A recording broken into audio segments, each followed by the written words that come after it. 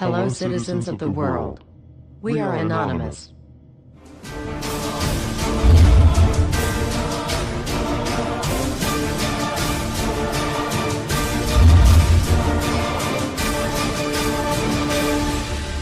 Guess what, world? We are back. Everywhere you look, corruption. We continue to fight pointless wars over lies, and we are killing innocents and letting our children die in wars just to ensure the Federal Reserve can continue their petrodollar scandal. We are sitting idly by while these crooks continue to loan fake money out to us at interest, stealing our homes, and enslaving our children. Let me make this extremely clear to all of you listening. Many corporations, especially the Federal Reserve, used the government to steal $17 trillion from your children. Your children did not have that money. They are now debt slaves.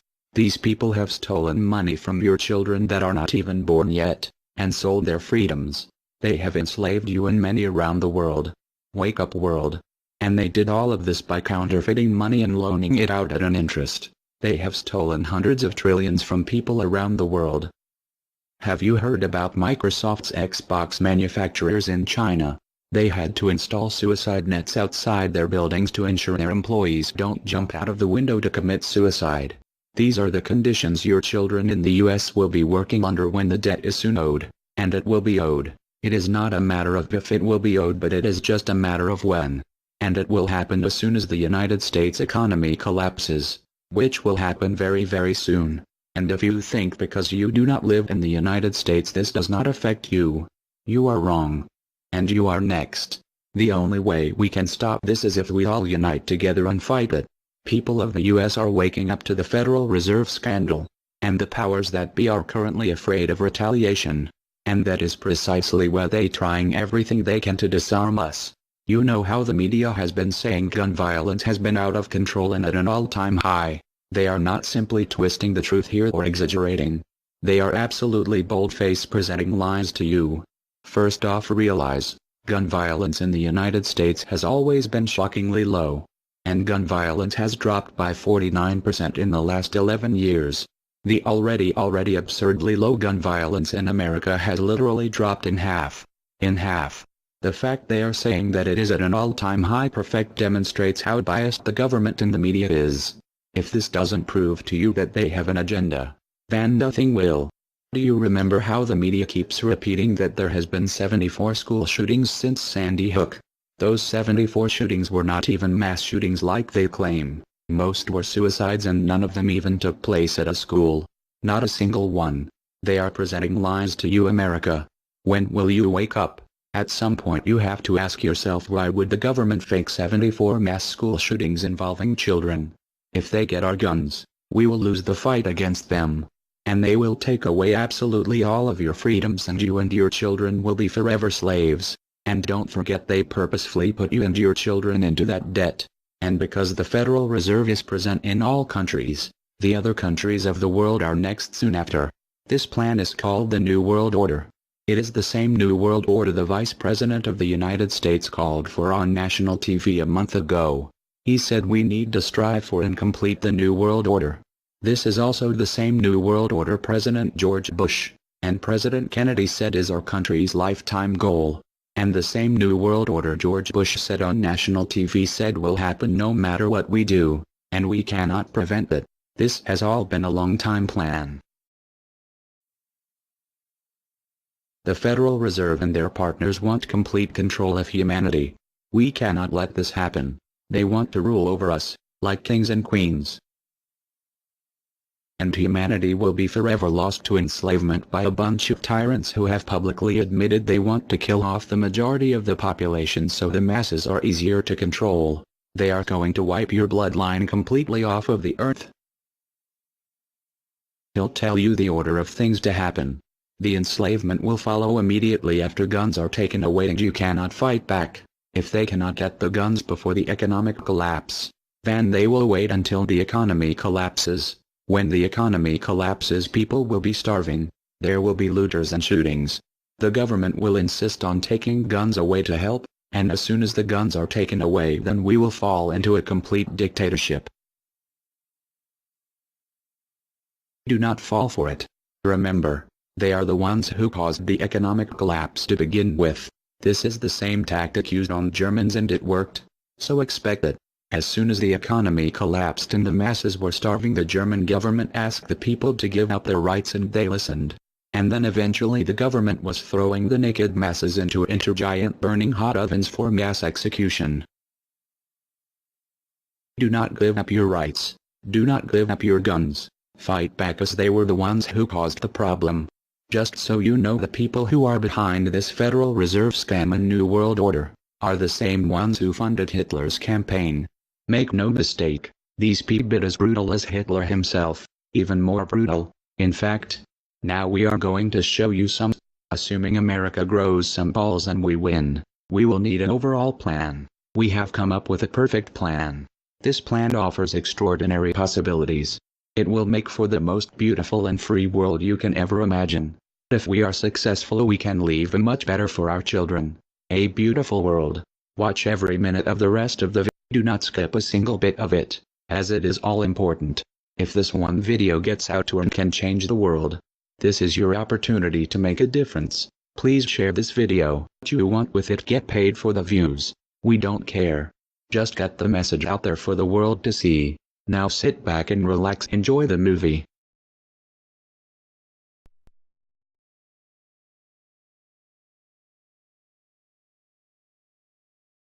To you? Makes perfect sense. Okay. Anybody else want to throw anything out at us? Sir? I think you're an anarchist and you don't know it yet.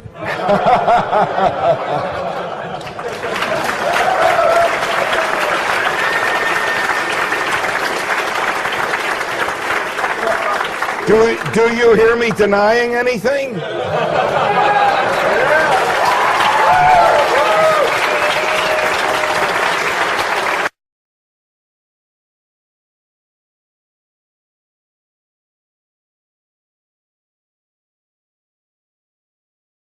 Many people, when they hear the word anarchy, think of chaos and mayhem. So they assume that an anarchist must be in favor of disorder and violence. That is the complete opposite of the truth. Most objections and complaints about the anarchist or voluntarist philosophy are not actually about the philosophy itself, but result from people misunderstanding what the philosophy is all about. To illustrate a few points, we will use the example of two fictional islands. Authoritania, where there is a ruling class or government, and anarchia, where there is no ruling class of any kind. We will use these islands to examine several common misconceptions about anarchism. Lots of people think anarchy means every man for himself, or survival of the fittest, or the absence of any social cooperation or organization. They think that anarchy means everyone has to be self-sufficient. This comes from the false assumption that some kind of government is necessary for any organization to occur. Whether it's part of a republic, a democracy, a kingdom, or a dictatorship, a ruling class issues orders called laws and punishes anyone who disobeys them. That is not cooperation. That's domination. It's one group forcing its will on another. Authoritarianism can be used to force people into organized patterns, but that does not mean that people are incapable of organizing their activities without being forced. The most productive and useful examples of organization that we see today are anarchistic in nature. No one was forced to build the grocery store you go to. No one was forced to produce or sell anything in it. Everyone involved in the vastly complex operation of growing your food, transporting it, displaying it in the store, and selling it to you, everyone involved participates voluntarily, working in exchange for money. You and all the other store customers choose freely which store to go to and what to spend your money on. This purely voluntary arrangement allows for an amazingly complex degree of organized cooperation without anyone being coerced to participate. In contrast, under government, a very small group of people comes up with an idea and forces everyone else to participate in it and provide for its funding with tax dollars. In the authoritarian version of a supermarket, the ruling class would tell people what to produce and how much, what prices to charge, and they would tell customers what they must buy and what they must pay. Anyone who did not comply with the centralized master plan would be punished in some way. That is how government does things. Which one of these would you prefer? Another common but incorrect assumption is that if there were no ruling class or no government, people would have no way of defending themselves against common criminals or foreign invaders. Again, this is simply not true. The government version of protection is inherently hypocritical. Governments will use their hired law enforcers to find and lock up some of the private thugs and thieves and prevent them from preying on people. But every ruling class gets the money for its operations by way of taxation, demanding money from its subjects and punishing those who don't pay up. Oddly, every ruling class insists that it needs to be able to forcibly control and extort money from people in this way in order to protect them from private criminals who might try to forcibly control and extort them. In contrast, if there is no government, people do not lose their inherent right to defend themselves from violence or to defend what they have from those who would take it. Every person has this right, and they also have the right to organize and cooperate with each other to exercise that right. Organizing for mutual defense does not require any government-granted laws or authority. No one wants to be attacked or defrauded, and everyone wants to feel safe. Whether each person takes this on himself or herself individually, or whether they hire and organize others to do it on their behalf, it can be done on a voluntary basis. Those who insist that government is necessary often claim that if there wasn't a government, then smaller private gangs would spring up to enslave and rob people. Organized crime gangs exist along with government, and most people do not understand the dynamics between them and how government enriches and empowers organized crime while appearing to fight it. Black markets enrich organized crime, and money allows them to buy government protection. There's no reason to think they would do as well in an environment of freedom where they would have fewer ways to make money and would be up against both individual and organized armed citizens. A criminal gang that's recognized as such has far less power than a gang whose aggression is perceived to be legitimate and proper. And that's the gang we call government. When thuggery is called law enforcement, and thievery is called taxation, and self-defense is called crime and terrorism, then even the widespread ownership of firearms can't do much to stop the aggression. Imagine a private gang trying to do the things that government does without the aura of authority, and imagine how a well-armed population would respond to this. The gang would fail quickly and dramatically. Another concern that people have when they first consider the idea of a stateless society is that some people are truly malicious, destructive, and sociopathic. The concern is that these people would be free to do anything they wanted and no one would stop them. But this concern is again based on a basic misunderstanding of human nature. Wherever we have a government ruling class, we still have freelance thieves and thugs who are not deterred by the laws of the politicians. In some instances, they're stopped by force by the police, or they decide not to commit a crime for fear of what the police might do to them. What makes this deterrence work is not the legislation or the official badges, but the simple threat of harm to the sociopath. It really makes no difference whether the threat comes from the police, or another citizen, or even another criminal. A sociopath doesn't care about laws or social rules. He cares about avoiding pain and hardship for himself. This is still true when a government ruling class is not involved at all.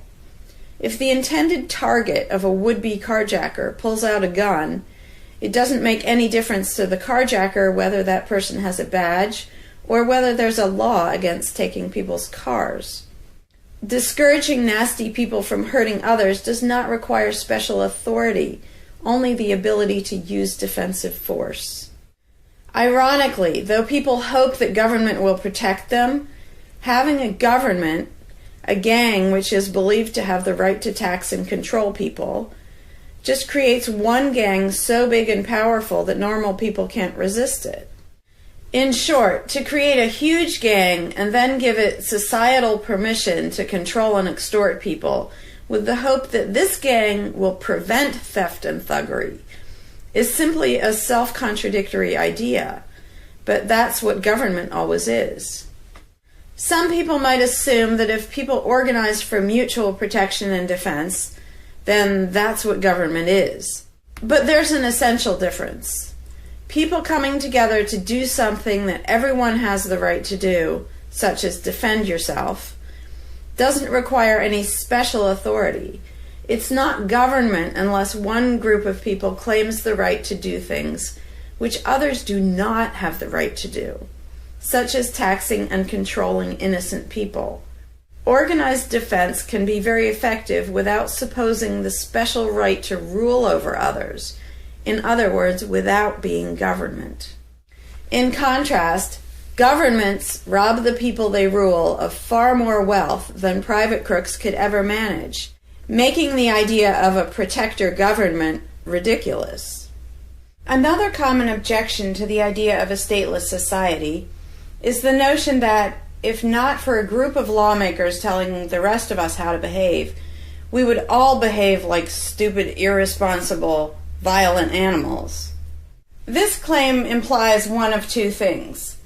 Either we normal people have no idea what is right and wrong unless and until politicians tell us, or the only reason we want to do the right thing and coexist peacefully is because politicians told us to. A quick examination of your own motivations will show you that neither of those things is actually true. It's particularly odd to make this argument in a society where politicians are voted into power. If the people themselves have no moral code and no conscience, and are just stupid, violent animals, why does almost everyone want government to keep the peace and protect the innocent? Would a population of vicious, heartless, evil people try to elect good people to keep the evil people in line? Obviously not. The goodness and the desire for order and peace comes from us, not from the lawmakers we vote into office. The same holds true of everything that government does. If people are so short-sighted and selfish that they can't be trusted to voluntarily organize and raise money for whatever they deem important, then how can those same people be trusted to decide who should be in power? The implication is that the average person can't be trusted to run his own life, but can be trusted to choose someone to run other people's lives. Government is really not a civilizing influence. It's actually an uncivilizing influence. People who would never personally rob their neighbors constantly use the government to do it for them by way of taxation. People who would never dream of trying to control minute details of their neighbors' lives think it's just fine to vote for politicians to do it instead. Government gives everyone the opportunity and encouragement to rob and control other people without risk. So government, rather than serving as a check against the imperfections of our nature, instead drastically amplifies our greed, irresponsibility, and malice towards other human beings by giving us a legally acceptable and risk-free way to interfere with the lives and choices of our fellow men and women. Government brings out the criminal and busybody in everyone. In contrast, in the absence of a ruling class, people would lose their ability to ask lawmakers to interfere with their neighbors' lives.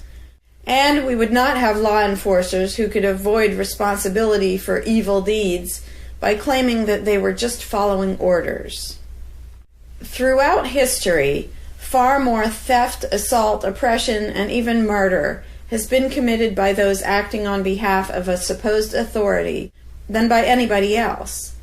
Even basically good people, when they believe in government, will condone things or do things which they know would be wrong if they did them on their own. Most people know that theft and assault are bad, but they imagine that controlling their neighbors and forcing them to spend their money on things they don't want is perfectly moral and legitimate when it's done by way of the political process. Wrong becomes right when it's called taxation, legislation, regulation, and war. Anarchists know better. They know that human society will never be perfect, but it would be a whole lot better if evil deeds were committed only by genuinely nasty, sociopathic people, rather than being committed wholesale by basically good people who think that violent aggression is okay when it's called law enforcement. The fundamental principle of voluntarism is very simple. It's wrong to initiate violence against any other person, regardless of badges, laws, or alleged authority. The only time the use of force is justified is to defend against aggression. Almost everyone understands this on a personal level, but they've been taught that this basic rule of social living does not apply in the game of politics and government. Most people already know how to get along with others, and most people want a peaceful and just society. Our morality doesn't come from politicians making laws. Our ability to organize and cooperate doesn't come from the ruling class. When people escape the belief in government, they don't suddenly turn into violent animals. Our inherent right to defend ourselves and our ability to defend ourselves is not served by government. In fact, it's threatened by government more than by anything else. Ruling classes do not produce peaceful coexistence, but rather perpetual conflict and violence. Our belief in government authority takes our compassion, virtue, and good intentions and turns them into power for people who crave power and riches. Of course, the people who benefit most from the political racket will put a good spin on the system and do their best to convince people that it's a social necessity. But ask yourself this: have the thousands of laws, regulations, and taxes imposed on you by politicians made you a better person? Have they made you more productive or more caring? Is the world better off with the politicians taking your money and telling you how to live your life? Or do you think it might have been better off if you'd been allowed to spend your own money and make your own decisions? Is society really best served by a small class of people forcefully imposing a centralized master plan on everyone else? Can the orders and threats of a ruling class make the world what it should be? Or would society be better served by human freedom and respect for individual rights, by voluntary cooperation and peaceful organization? If this second option sounds better to you, maybe you should learn more about anarchism. Some people dismiss anarchism as a utopian idea that would only work if everyone were generous and compassionate. Obviously, everyone is not generous and compassionate all the time. But these people need to look at the other side of the coin. If people are too stupid, greedy, and malicious to be free, aren't they too stupid, greedy, and malicious to be trusted with power over others? Whether people are inherently good, bad, or some of each, giving a person power over others is not going to make that person better.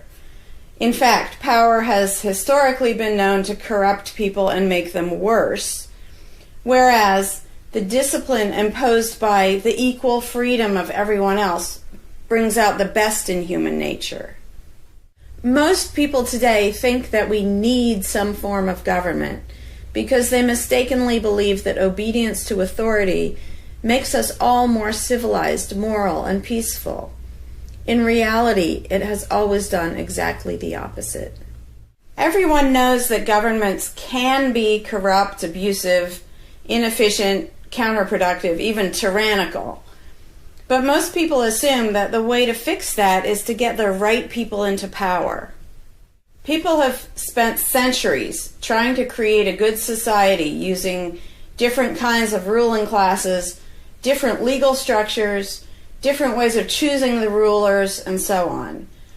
But every governmental construction has resulted in freedom and riches for some, and oppression, violence, and poverty for others. What if, instead of deciding what the throne should look like and who should sit on it, all people of goodwill embraced the non-aggression principle? What if, instead of looking to a ruling class to impose our values on society, we embraced the concept of self-ownership? These principles are simple and easy, to the point of being self-evident, but they're diametrically opposed to the authoritarian principles that most of us have been indoctrinated with. Anarchism does not mean chaos and violence, or every man for himself. Having no government does not mean having no morality, no organization, and no cooperation. Simply put, anarchism does mean that no one is your master and no one is your slave. And that's all it means. Howdy, Larkin Rose here. I'm feeling slightly less than entirely patient and polite today, so if this video gets slightly caustic, too bad. This video is for all the people who are constantly saying, well, if not for government, we couldn't have roads, or we couldn't have police, or nobody would care for the poor, or we wouldn't be protected, whether it's from local thugs or from foreign invaders. We wouldn't have this, we wouldn't have that. So thank goodness we have government and taxes, because we wouldn't have any of those things. And the first way I'd respond to that is by pointing out the assumptions that underlie that complaint, that argument. Basically what people are saying, because let's be clear about what the terms mean, government is the people who boss everybody else around. And taxes are those people demanding money from us. So they basically tell us, hand over a whole bunch of money and we'll decide how to take care of you. We'll decide how to spend your money. If we don't like it, too bad, we don't really have a choice. Like, well, you can vote in a few years and maybe something will change, even though it totally won't. So that's what people are saying. Basically, if we didn't have a ruling class stealing our money and then supposedly spending it to protect us, how could we possibly have roads or anybody to protect us? The implication is that in this country, for example, 300 million people would just sit around thinking, oh, we can't do it. Without politicians and tax collectors, we can't have a road, we can't protect each other, and we can't... And it rests on this bizarre assumption that things that almost everybody wants, they wouldn't do anything to make happen unless there were politicians forcing us to give them money so they can make it happen. And so an example I like to use is, let's apply the same argument to food, because food is pretty darn important. I think everybody can agree. Let's apply the same argument that statists use about the roads or caring for the poor or protection or anything like that. The argument would go like this. Now, in the context of food, listen how idiotic this is. If we don't have government demanding money from all of us under the threat of caging us, and that's what taxation is, here's the money you have to give us, here's the nasty things we do to you if you don't.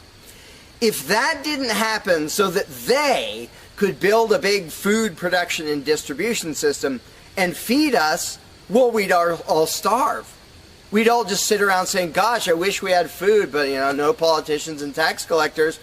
We're just going to sit around and starve to death. Now, in this country, nobody would believe something that stupid, because all you have to do is go to a supermarket and see a perfect example of really efficient, organized cooperation that nobody is forced to do. There is no, if you're going to make the argument that people make about roads and protection and all that, you'd say, well, nobody is forced to make any food for anybody in this country. How do you know everyone's just going to say, well, it's not my job, and we'll all starve to death? There's no guarantee. There's no master plan guaranteeing that we'll all have food. So obviously we're all going to starve if we don't have an authoritarian government stealing our money and then making food and giving it to us. Because golly gee, we couldn't possibly do it voluntarily ourselves. Again, in this country, nobody makes that argument because they see it happening voluntarily. Nobody involved is forced to do that. Nobody is forced to make you a single bite of food. There is no guarantee at all from anybody. And yet, Americans are, by and large, hugely overweight. Obviously, we don't have a lack of food. We might have a lack of healthy food. But obviously, we see that example. Oh, we can handle that. You know, voluntarily, mutual cooperation, that's fine for food. But for some reason, it's not okay, and we can't even fathom the idea of the exact same thing handling roads or handling protecting us or other things that almost everybody wants. So there's, in the question is this bizarre assumption that everybody will sit around really, really, really wanting something, but because there aren't politicians bossing us around and stealing our money, well, how could we possibly do it? And one of the most common things is, who will build the roads? Which is amazingly stupid to me. Just amazingly stupid. I have here in my pocket a little tiny thing. With this little tiny thing, I can be most places in this country and call people all over the world. And I own it myself. I'm not anywhere near rich these days, but I own one. Almost everybody I know has one of these. A little thing that can fit in your pocket, and just on a whim, you can open it and talk to somebody who's on the other side of the planet. And there was no coercion. Nobody forced anybody to make one of these. This is the result of voluntary cooperation. And that's it. Free trade. Organization, yeah, good. Cooperation, yeah, good. Coercion, which is what government is, and taxation, which is theft, didn't need that to do this. So what these people are telling me, oh, we wouldn't have roads if we didn't have government, is that somehow free individuals, relatively free, interacting voluntarily can make it so I can talk to almost anybody in the world on a little thing that fits in my pocket on a budget that is not a very good budget at the moment, but I still have one of these. That freedom, not authoritarianism, can supply me with this, but freedom cannot achieve a flat place. Because that's what a road is. It's a flat place. From here to there, because we have these machines that take us from here to there. By the way, we don't have those machines because of government. We have those machines because of free enterprise and voluntary interaction and cooperation. The idea that freedom can make a car but can't make a flat place is just idiotic. You really think we can't make a flat place? And so I ask people, and they say, well, who will build roads? Are you really telling me that you really and truly think that if government fell off the face of the earth, 300 million people in this country, 7 billion if you want to include the whole planet, would sit around in their houses thinking, golly, I wish I could go visit Fred, but I can't because there's not a flat thing from me to him, and I don't know how to do it. And the other 300 million or 7 billion people, we can't possibly do it because there aren't any politicians and tax collectors.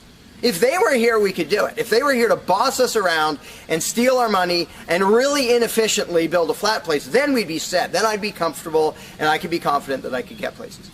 I could visit Fred. I could go shopping. But now we're all going to sit in our houses wishing we could go to the corner store, but we can't because, golly, how could we possibly make a flat place from here to there?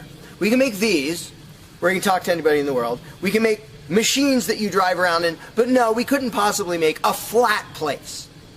And when people say, well, who will build the roads? The first answer is the same damn people who do it now. Politicians and tax collectors don't build the friggin' roads. Have you ever seen one out there? No, you haven't. They steal our money, waste most of it, do all their corrupt games, and then they pay other people. Here's an idea. How about if we pay those other people who actually build the stinking road? And the fact that that doesn't occur to people is a great indication of how well indoctrinated people are by the rulers who will perpetually tell us, you can't organize anything, you can't achieve anything, you can't do anything unless we are here to force it on you. And it's, again, there are a zillion examples, whether it's caring for the poor or protection or roads, obviously. where most of the population will say, I'm really concerned that poor people won't be taken care of, which means most of the population wants people in need to be taken care of. And if we didn't have politicians stealing our money, how would it happen? Here's an idea. Take some money out of your pocket and give it to one of the people that you think needs help. Why would you not comprehend that, but you would comprehend some guy 1,000 miles away passing a law to send an armed thug to take your money, to waste 90% of it, and then give a little bit to somebody who may just be defrauding the system or may actually need it? And the amount of indoctrination required to make people even ask these questions of how could we possibly do this without government? What do you think government adds to the equation? It doesn't add any resources. It doesn't create anything. Everything it gives away, it steals from us first, by way of taxation. It doesn't add any skills. It doesn't add any knowledge. The people who are here would still be here if the institution of government fell over. We have all the know-how, we have all the resources, all the technology.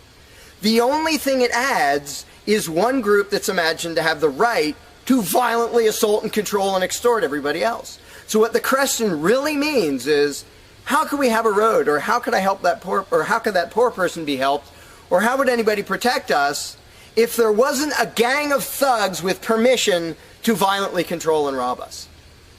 And when you recognize that that is literally what the question means, you already see how utterly idiotic it is. And it's completely the result of authoritarian statist indoctrination. Nobody would come up with that on their own. And you obviously don't see that with the example of food or cars or cell phones or anything else. Nobody says, we won't be able to talk to each other unless there's a gang of thugs that's allowed to boss us around and steal our money. And just economically, how stupid you have to be to think that's a good idea. Here are your choices. Let's do this. I'll give you these two choices for how you will be fed from now on. Either you can go spend your own money wherever you want. You can go to the supermarket or the local this or the local grocery, whatever you want.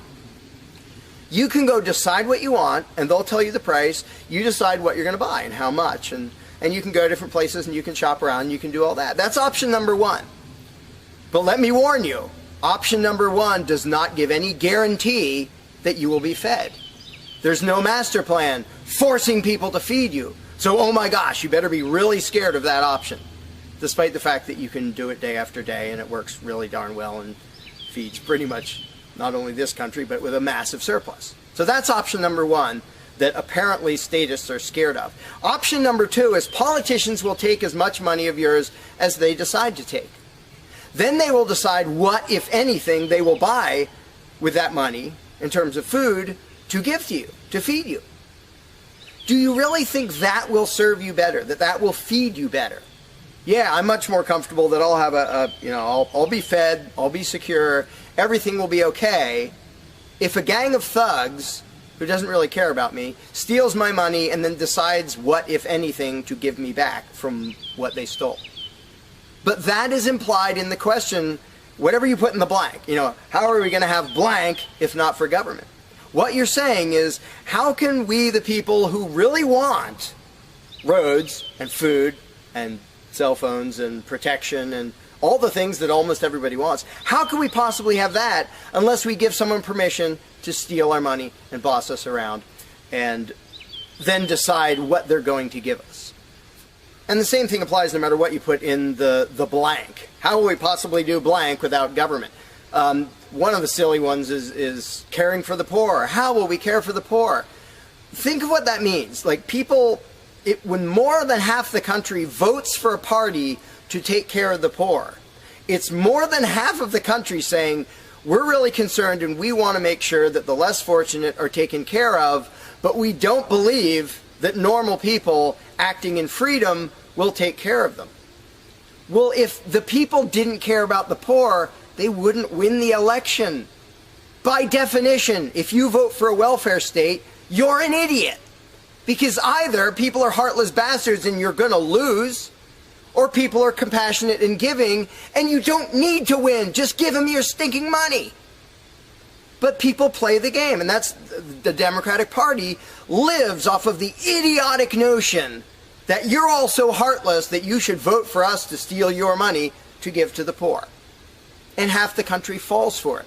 Yeah, we're all so heartless that we voted you into office for the specific purpose of taking our money to help the less fortunate. That's just freaking brilliant. How about if half the country just gave their stinking money to the less fortunate? And then the less fortunate would all be rich, because it would be 1 trillion times more efficient than the government version of welfare ever is. Also, it would be actual charity instead of mass theft and corruption and fraud and all that fun stuff. But what takes the cake, the ultimately insane thing, whatever you put in that gap, how can we have blank without a parasitic ruling class and a bunch of hired thieves? It's just a stupid question, but it's extra super stupid when what's in the blank is, how will we be protected? Who will protect us from thieves and robbers if we don't have government? It's the most idiotic question. It's also the most frequent question from statists. So here's what the question literally means. If we don't give a certain gang of people permission to violently control us and take our money under threat of putting us in a cage, who will protect us from people who might commit aggression against us and take our money? Wanting government for that is exactly as brilliant as saying, we have to have a carjacker in our town, otherwise somebody might steal our cars. Government is an appointed thief. If you don't think taxation is theft, first of all, you're a really well-trained slave. Second of all, try not paying. See what happens. See if they say, oh, it's quite all right. Or if they say, no, you're going to pay, or we're going to take your stuff, or eventually we'll put you in a cage. And when people say, that's not theft, because we get something back. Learn to think. And I use this example all the time, and all I ever get is stupid looks from statists in response. If I robbed you at gunpoint of $100, and the next day I gave you a sandwich, and you said, what? I said, hey, now everything's fine, because you benefited. I gave you a service. I gave you lunch, so that retroactively makes it okay that I robbed you at gunpoint. Would you buy that argument? No, you'd say, that doesn't make it okay. Okay, you gave me a sandwich. And yet every statist makes the exact same argument when it comes to government. Well, we get some stuff for it after they demand our money under threat of violence and putting us in a cage. Then we get services or goods. And we don't get what we asked for, and we get lots of things we didn't ask for. But we kind of get something, and that retroactively makes it okay for them to say, give us this much of every paycheck you make, or we're sending men with guns to take your property.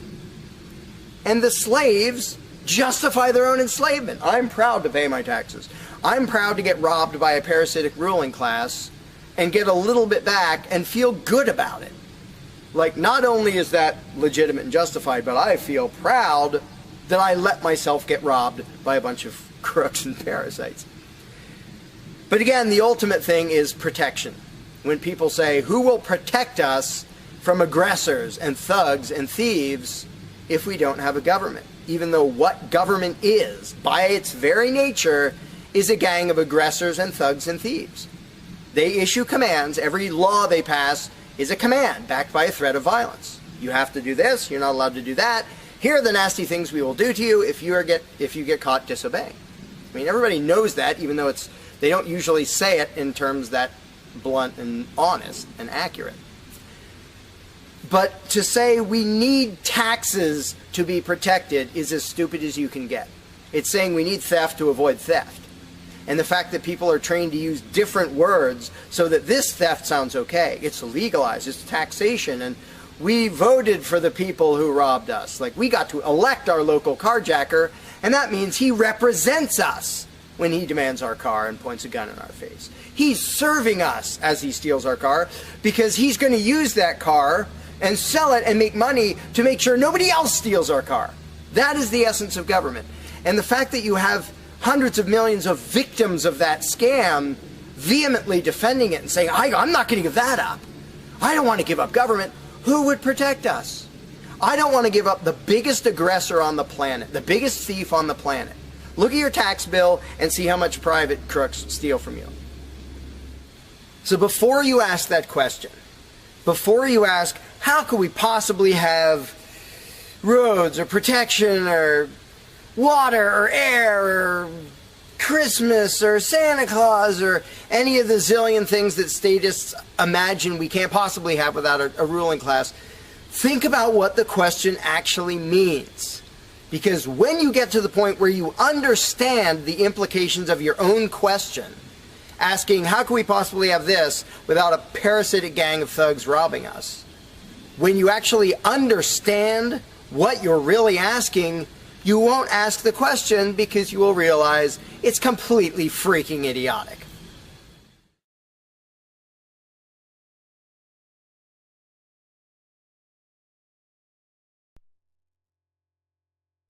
Hey, Larkin Rose here. One of the first things that people are concerned about when they start thinking about a society without a ruling class is, well, what happens to the nasty people?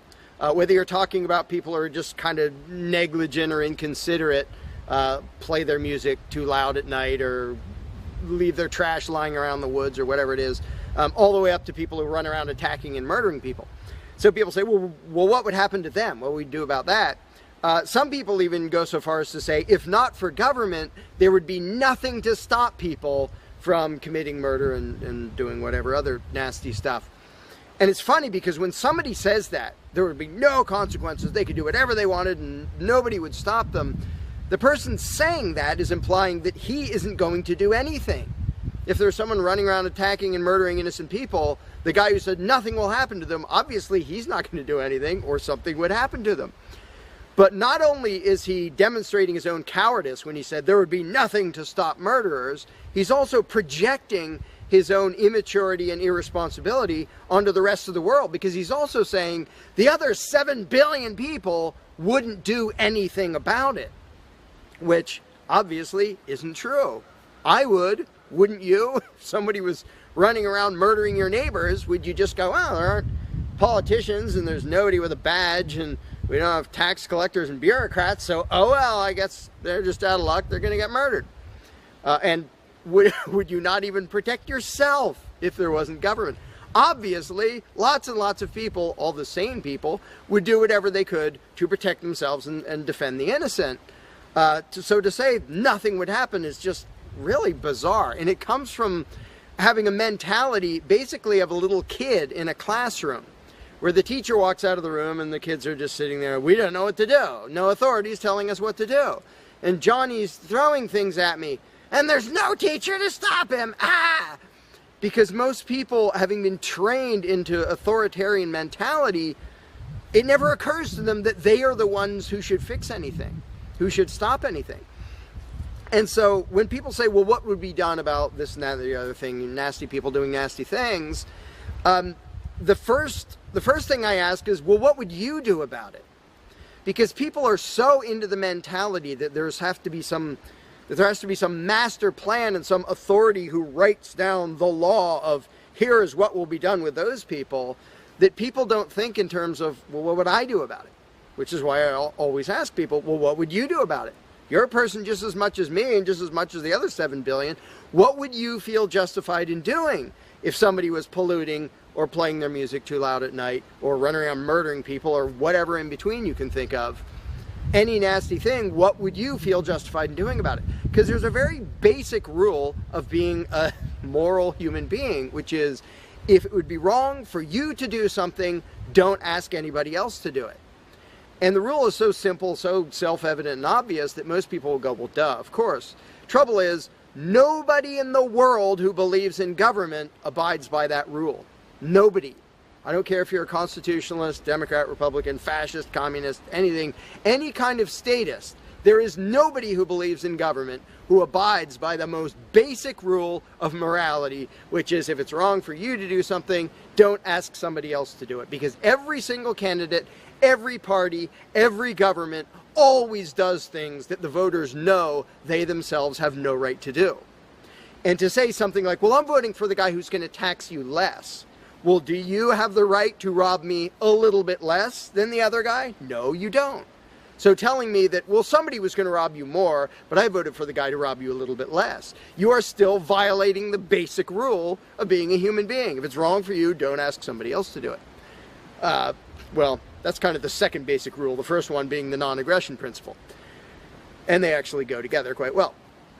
But when people are in the mindset that there's going to be some major centralized plan to deal with whatever, polluters or people who play their music too loud or murderers or whatever else, they have to get out of that mindset. They have to start to think that maybe they are among the people who have to do something about it. So instead of saying, what will be done about such and such, well, what will you do about it? What should I do about it? And this doesn't magically make all the problems go away, but the actual practical challenge of dealing with most disputes is trivial compared to the challenge of getting people to think like responsible adults, where they start to think, well, maybe it's up to me. And a while back I did little events called Escaping the Myth. And one of the little mental exercises I did with these little groups of people is, imagine we're on an island and we're it. There's no government, there's no authority, there's nobody with a badge. And one of us is running around stealing stuff from other people. He's not killing anybody, but he's stealing stuff. What are we going to do about it? We normal people. There's not a legislature, there's not 911 to call, there's nobody with a badge. It's just people. And so with that specific example, I would ask people, so what do we do? And just off the top of their heads, everybody comes up with solutions that are way better than what government ever does. First of all, every government solution is, all right, step one, I get to rob everybody. That's the government solution. Well, we're going to tax everybody so we have the resources to stop that other robber. Well, in the island scenario, nobody is stupid enough or insane enough to start with that, to say, well, let's see, so somebody's stealing our stuff. Okay, first, I get to rob all of you so that I have the resources to protect you from him. Nobody is that insane. Everybody is insane enough to believe that who believes in government. And I did for many years. I was stupid enough to actually think that it was rational and moral to advocate mass extortion in order to protect people. And that's just stupid. So I just believed something insanely stupid for a very long time. Most of the world still believes that. But in a setting where people are put on the spot and they're responsible for what happens, they don't do that. They don't say, well, I get to boss everybody around and take their money. Nobody does that. So to me, the challenge is not even coming up with specific solutions to every imaginable dispute or problem, which I don't pretend to know how everything's going to turn out. And I don't intend to be emperor of anarchy. I'm not going to be in charge of the world. But getting people to the mindset where it's up to them, where there's just people, we're it. No legislatures, no people with badges, no authority, we're just people. Suddenly people are way better at solving problems and making things work. One good example is when there's a disaster. Unfortunately, sometimes it takes a horrendous event to bring out the best in people. And it brings out the worst in some people too. But when people say, whoa, my neighbor's house is floating away, I'm not going to wait for FEMA. I'm not going to dial 911. I'm going to jump in a boat and go save him. Because suddenly it's on me. Suddenly I'm the one who has to do something. And when it occurs to people that they're the ones who have to do something, and unfortunately usually that only happens in a complete disaster area, when it occurs to people and they suddenly take on the responsibility and start to think like adults, their solutions are generally a lot better than any government solutions, and ever are. But to get to that mentality, people have to shift from the authoritarian mindset to the mindset of a self-owning individual who realizes there is nothing above me. There is no magic unicorn who's going to come to save the day, who's going to come save me from polluters or somebody playing their music too loud or murderers or whatever it is. It's just us. And if we realize that, then first of all, people would stop asking me, well, without a government, how would this be handled? As if I'm going to be in charge. I don't freaking know. What would you do about it? I can tell you what I would do about it. I could tell you what I might suggest, what I might predict, but who cares? I'm one of 7 billion people. I'm not going to be in charge any more than you are. So it's really a mental exercise that people have to think over in their own heads with their own moral codes instead of waiting for some outside answer. And it's why I don't usually get into those discussions of, well, here's my plan for how to deal with this and that and the other thing, because my plan doesn't matter. My plan will not be the best plan for any problem you can come up with. There will be a million people with better plans than whatever I could come up with. So don't ask me to describe how you are going to fix problems. I don't freaking know. And you can see the mind shift in people when they grasp that they own themselves and they suddenly realize, oh, okay, well, yeah, there are things we can do to settle disputes, to protect ourselves from attackers, to do this or that or the other thing. But the first step is just grow up. Stop thinking it's somebody else's business to make the world work. Well, how will the poor be cared for? I don't know. What are you going to do? Well, how will we be protected from this? I don't know. What are you going to do about it? And it is inconvenient. It's inconvenient to be a free person where you can't just be a kid in a classroom whining to the teacher to save the day and fix everything and make everything work, where you actually have to be a responsible adult. And that's one of the main reasons why people like the belief in authority, because then they can live with the lie that all they have to do is obey and do as they're told and everything will be okay. First of all, no, it won't be okay. Second of all, you're not even being a human being. You just threw your free will out the window and became somebody's slave in the hopes that that would help humanity. It doesn't help humanity for you to be a slave. It doesn't help humanity for everybody else to be a slave. It does help humanity for you to start thinking as an adult, responsible human being who owns himself and who accepts that it is your responsibility to figure out how to make the world work.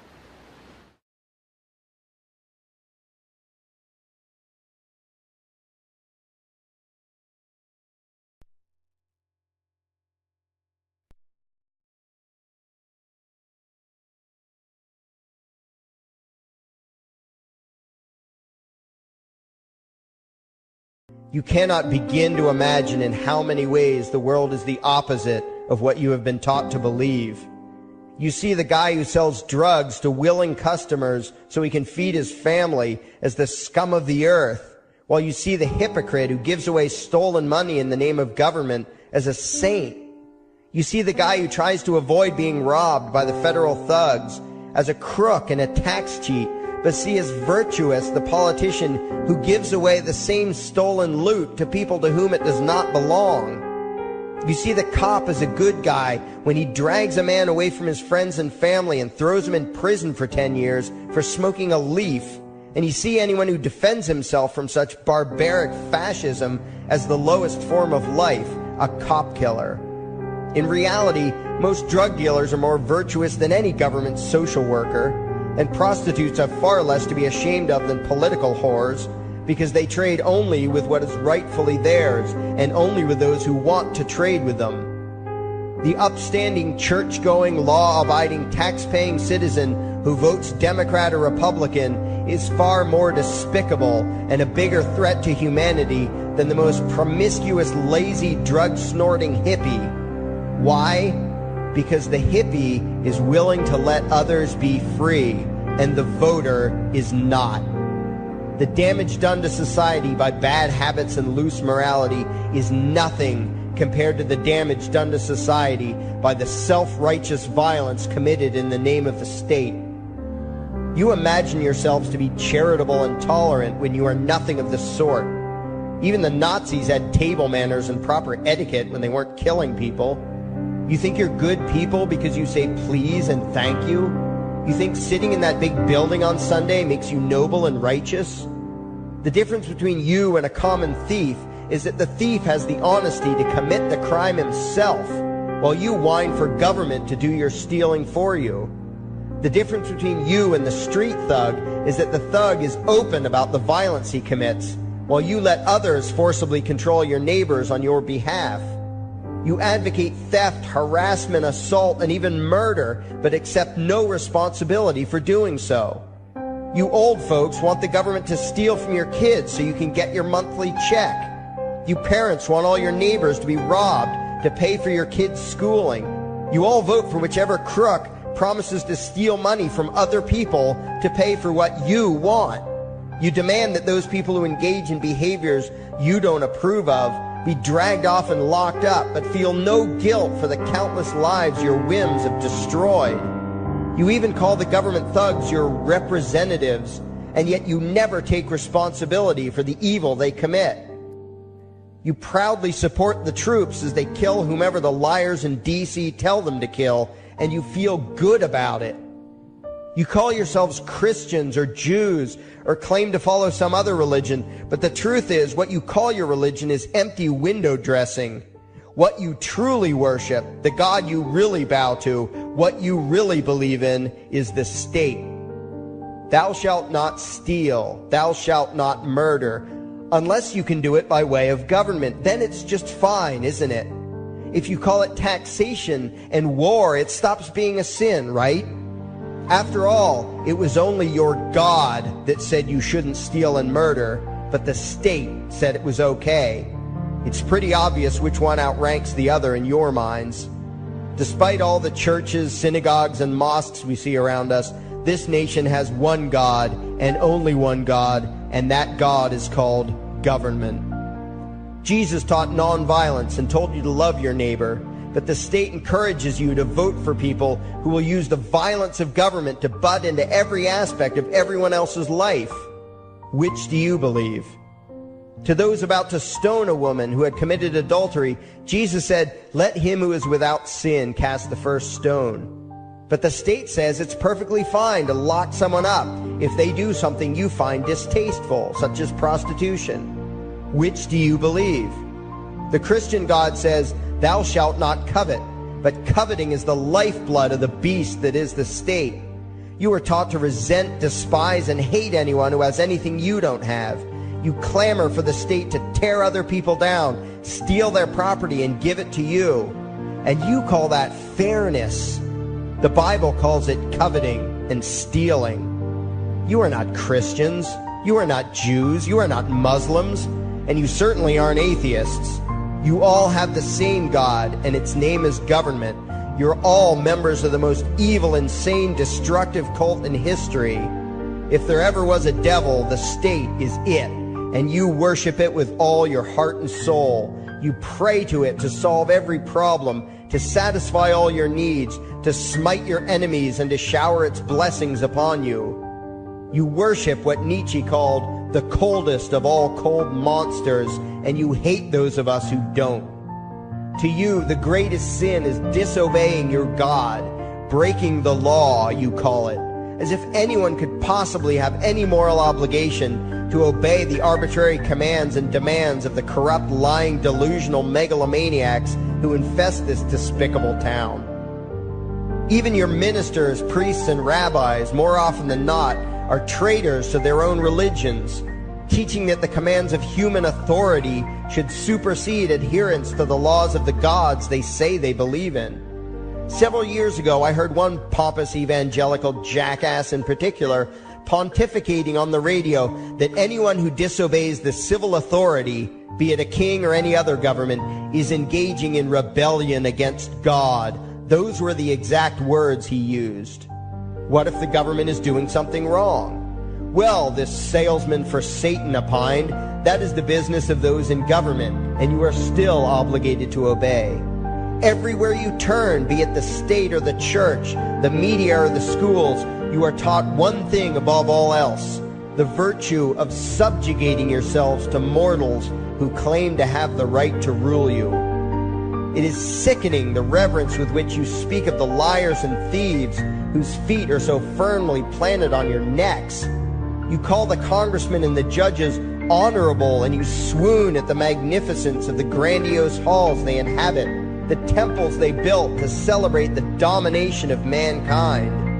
You feel pride at being able to say you once shook a senator's hand or saw the president in person. Ah, yes, the grand deity himself, His Royal Highness, the President of the United States of America.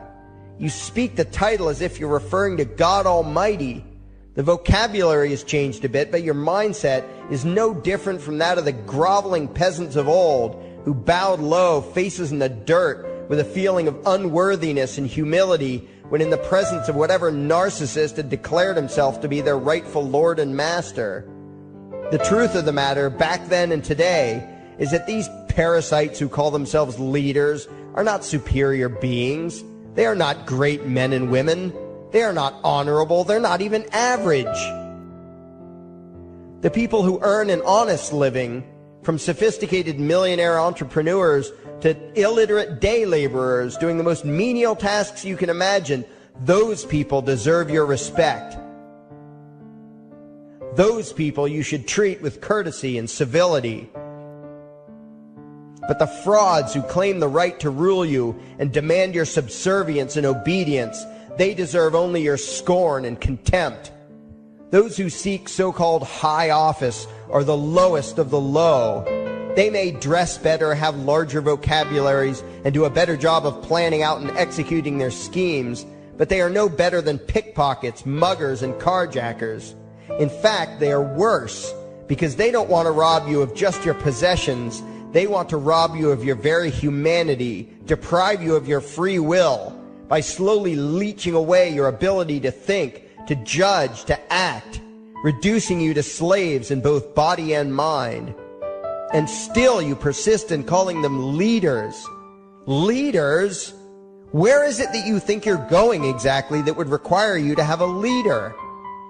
If you just live your own life and mind your own damn business, exercising your own talents, pursuing your own dreams, striving to be what you believe you should be, what possible use would you have for a leader? Do you ever actually think about the words that you hear, the words that you repeat?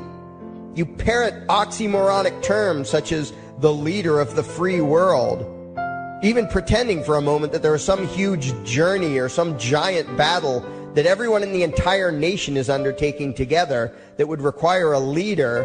Why would you ever think, even for a moment, that the crooks that infest this town are the sort of people you should listen to or emulate or follow anywhere? Somewhere inside your mostly dormant brains, you know full well that politicians are all corrupt liars and thieves, opportunistic con men, exploiters, and fearmongers. You know all this, and yet you still speak as if you are the ones who are the stupid, vicious animals, while the politicians are the great, wise role models, teachers, and leaders without whom civilization could not exist. You think these crooks are the ones who make civilization possible? What belief could be more absurd? Yet when they do their pseudo-religious rituals, deciding how to control you this week, you still call it law, and continue to treat their arbitrary demands as if they were moral decrees from the gods that no decent person would ever consider disobeying. You have become so thoroughly indoctrinated into the cult of state worship that you are truly shocked when the occasional sane person states the bleeding obvious. The mere fact that the political crooks wrote something down and declared their threats to be law does not mean that any human being anywhere has the slightest moral obligation to obey.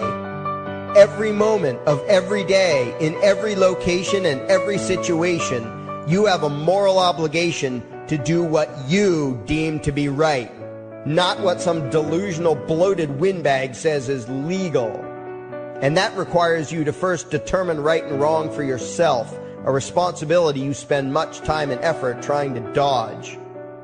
You proclaim how proud you are to be law-abiding citizens and express your utter contempt for anyone who considers himself above your so-called laws, laws that are nothing more than the selfish whims of tyrants and thieves. The word crime once meant an act harmful to another person. Now it means disobedience to any one of the myriad of arbitrary commands coming from a parasitical criminal class. To you, the term crime is nearly synonymous with the word sin, implying that the ones whose commands are being disobeyed must be something akin to gods, when in truth they are more akin to leeches. The very phrase, taking the law into your own hands, perfectly expresses what a sacrilege it is in your eyes for a mere human being to take upon himself the responsibility to judge right from wrong and to act accordingly, instead of doing what you do, unthinkingly obeying whatever capricious commands this cesspool of maggots spews forth. You glorify this criminal class as lawmakers and believe that no one is lower than a lawbreaker, someone who would dare disobey the politicians. Likewise, you speak with pious reverence of law enforcers, those who forcibly impose the politicians' every whim upon the rest of us. When the state uses violence, you imagine it to be inherently righteous and just, and if anyone resists, they are, in your eyes, contemptible lowlifes, lawless terrorist criminals. Like the lawless terrorist criminals who helped slaves escape the plantations. Like the lawless terrorist criminals who helped Jews escape the killing machine of the Third Reich. Like the lawless terrorist criminals who were crushed to death under the tanks of the Red Chinese government in Tiananmen Square. Like all the lawless terrorist criminals in history who had the courage to disobey the never-ending stream of tyrants and oppressors who have called their violence authority and law. And that includes the lawless terrorist criminals who founded this country. Everything you think you know is upside down, backwards, and inside out. But what has to take the cake, the height of your insanity, is the fact that you view as violent terrorists the only people on the planet who oppose the initiation of violence against their fellow men. Anarchists, voluntarists, and libertarians. We use violence only to defend ourselves against someone who initiates violence against us. We use it for nothing else. Meanwhile, your belief system is completely schizophrenic and self-contradictory. On the one hand, you teach the young slaves that violence is never the answer.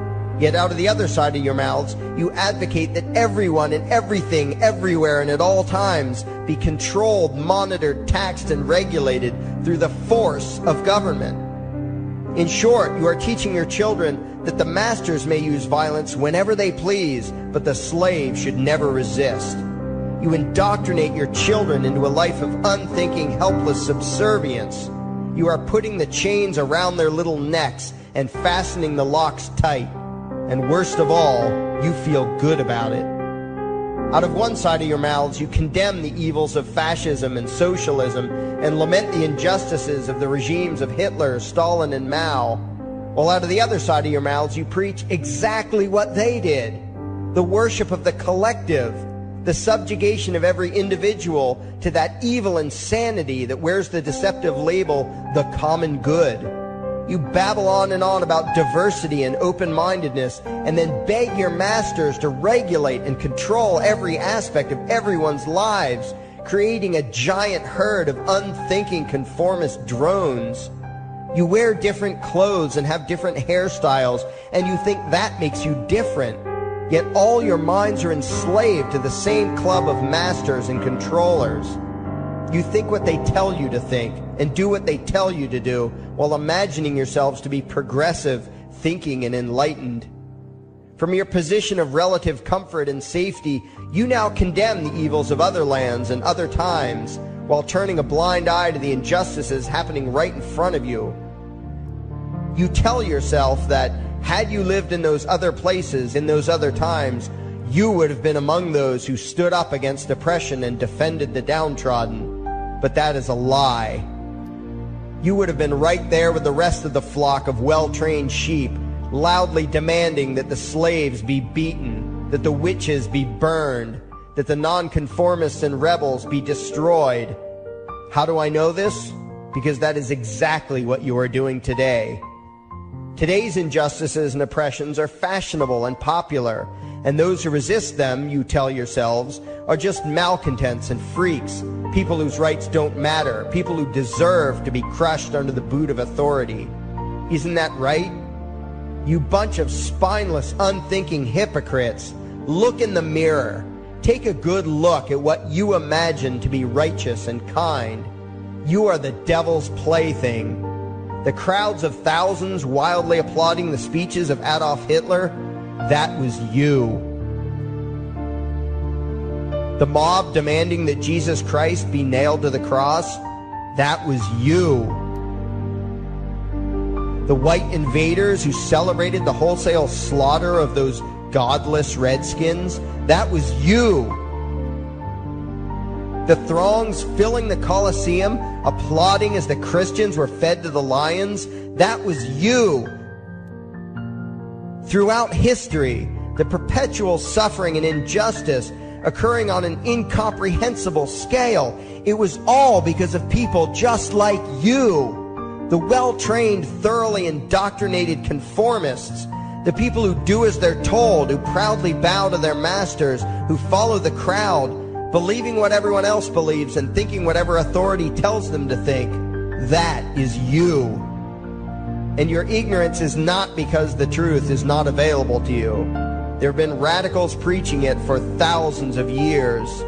No, you are ignorant because you shun the truth with all your heart and soul. You close your eyes and run away when a hint of reality lands in front of you.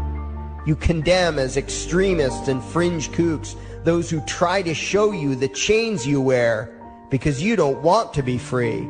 You don't even want to be human.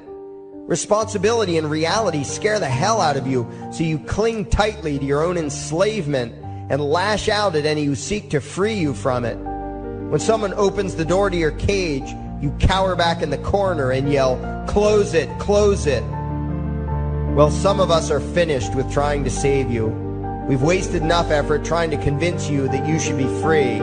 All you ever do is spout back what your masters have taught you, that being free only leads to chaos and destruction, while being obedient and subservient leads to peace and prosperity. There are none so blind as those who will not see. And you nation of sheep, would rather die than see the truth.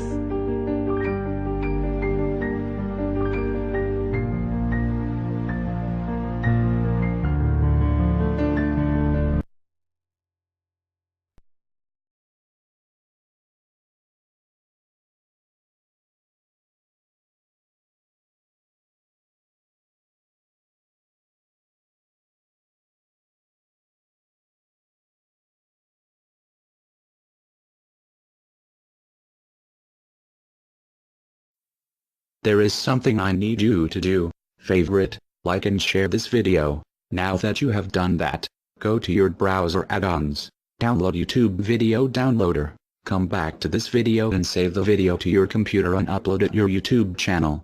Use a different title than the one used for this video. We now have a new YouTube channel. It is called Anarchy World. It's all one word. Subscribe to us. And the videos used in this video were by Larkin Rose, also one word. Look for his channel and subscribe to him as well. Thank you. And by the way, these are the people responsible.